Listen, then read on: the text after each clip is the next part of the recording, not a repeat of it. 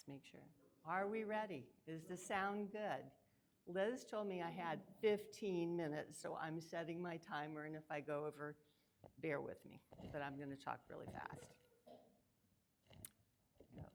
Photography with purpose. So I've been taking digital photos for about 10 years, and I have several thousand pictures to my name.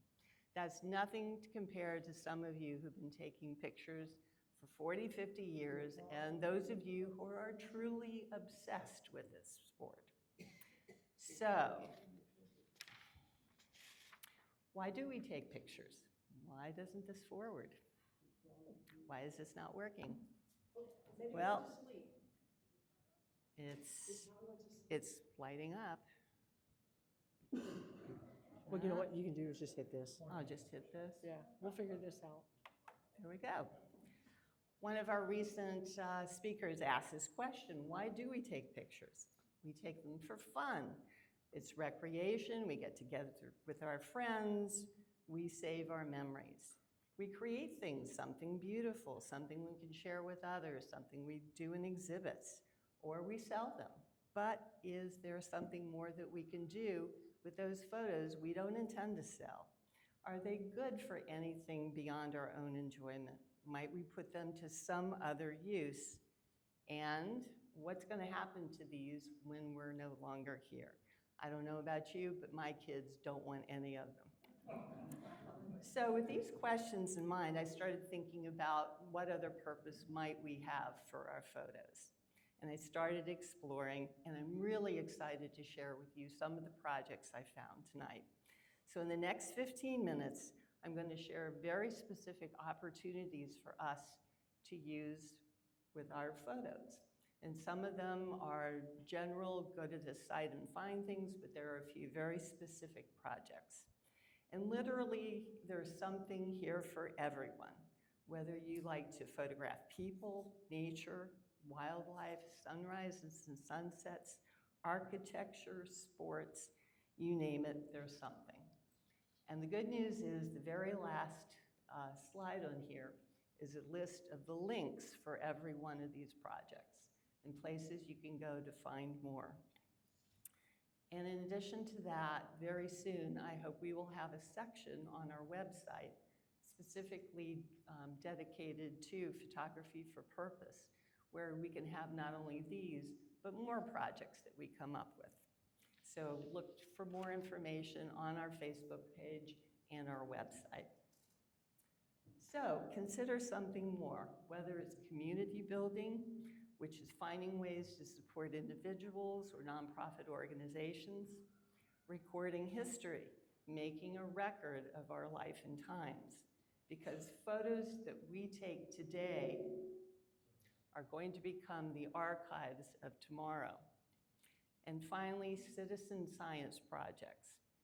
And by this, I mean photos that we take will provide valuable observations for national and international scientific research. And that will improve our understanding of our world, especially with the changing climate. So let's talk about building community. Here we are going to be supporting local organizations and individuals. And many of our members are already doing this work, and I'll show you a few. First, we've got Glenn Schuck, who organized some of us to do the Porch Fest pictures, and then they were given the pictures to use for their purpose. And then there's Nancy Flynn, who for several years has been photographing Comic Fest here at the library. And Liz took this great picture for the Beaches Museum when we as a group went there to photograph their historic buildings for their use. And the museum is using this photo regularly. And in a new venture, Patrick Grady has created this, the True Self Sessions. Patrick feels that all people are beautiful. He creates intimate portrait experiences for older adults because they deserve to be seen, just as they are. So if you go to Patrick's website and read more about what he's doing, you might want to contact him and get involved. He's hoping to start doing this in assisted living facilities and to work with this underserved population. The Riverkeeper. So this is an interesting new partnership that we might pursue. If you have great photos from anywhere in the St. Johns River watershed, they might want to use them in their social media and also on their Explore St. John's website. So what they're looking for are scenic and wildlife shots, parks and local spots along the St. Johns River, and they've given me a list of only 70+ places. Also events and their volunteers when they're doing their scientific work. They have a special request for photographers. They're looking for anyone who does drone or underwater photography so they can have some unique shots there. They happen to have an event coming up Saturday, and I've already listed this on our Facebook meetup. They are hosting Audubon walks, a Sierra Club hike, and also stand-up paddling. But you need to go to their website to RSVP for a place there. The walks are free, but there is a charge for the paddling. Next, recording history. As I said, the photos that we take today are becoming the archives of tomorrow. And with that in mind, I've skipped pages. Well, what do I have here? Yes, what we're doing is preserving the community's history in this way. Everyday life, historic events, and our built environment. What we're doing is working with archivists at both the Beaches Museum and the Jacksonville History Center to fill those needs of identified gaps in their past archives. We have thousands and thousands of photos we've already taken, and what we have saved may be of use to them, and also having them identify for us what they would like to fill their archives with in the future. So in 50 years, they can look back and say, yes, I have everything I wanted. So starting with the Beaches Museum. They're very interested in photos that capture our everyday lives. Architecture and built environment, especially those buildings that may not be here much longer. For instance, we had an outing to Adventure Landing. They have old pictures of Adventure Landing they need updated. Also, Lemon Bar and other iconic buildings at the beach. They want people at work and play, like the shrimp fleet that we have already photographed. Or sports, pictures we've taken of surfing, of baseball, of the TPC, swimming and skateboarding. Civic engagement pictures like Deck the Chairs, and See Inside, parades and festivals and protests and march, and classic car gatherings. Also public art and landscape, nature and wildlife. So what we're doing now is working with the archivist at the Beaches Museum to work out details on attributions and copyright issues, because we want to make sure that we retain those for ourselves and get the recognition that we all need. They're also talking about creating for us a Beaches Photography Club collection, which would preserve the history of our organization and archive that in addition to our photographs. So if you're interested in helping pull all that together, we could certainly use some help, because that'll be a lot of logistics there. So the Beaches wants pictures taken at the beaches, and anything else taken in Duval County wouldn't necessarily go to the History Center downtown. At the moment, they don't have an archivist on staff. They're looking for one, but their chief of staff is very excited about the potential of working with us on this. And so it makes sense for us to start with the beaches, work out on the kinks, and if we like this and we want to expand, we can expand it downtown to the rest of Duval County. takes us to citizen science. For us, citizen science or participatory science means producing, providing, and sharing our photographs and research that become research quality data for scientists. These projects are individual. You can go to these websites and search for projects of your interest that involve photos. And don't worry, I've got lots of bird projects in here for all you birders. So these are 3, but not all of the organizations that you can search for citizen science projects. Which one am I on? Natural science. Okay. Nearly all of NSF's projects partner with an organization called SciStarter, and that link is on the list. There you can find 3,000 projects, and you can search by location or topic, and you can search through them and find ones that of interest to you and hopefully involve photography. NASA has projects as well, and I've pulled out a couple to show you for examples. But you can visit the website and not only see these projects, but you can sign up for their monthly newsletter, and that will notify you of new projects and any updates that are going on with NASA. So the first project is for those I promised Mary Ann, especially like sunrises and sunsets. Noctilucent clouds. Can you read that? Yes, you can read that.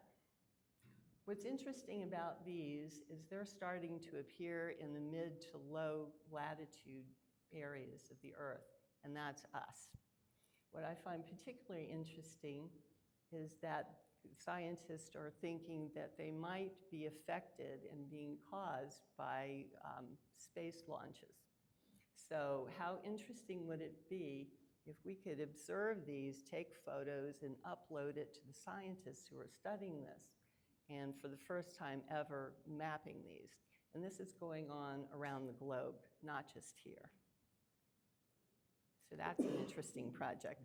And because I know about this, every time I'm out at sunrise and sunset, I've been looking at the clouds trying to find some of these. I don't know exactly how to identify them, but I think it's on the website. The second one I pulled for Liz.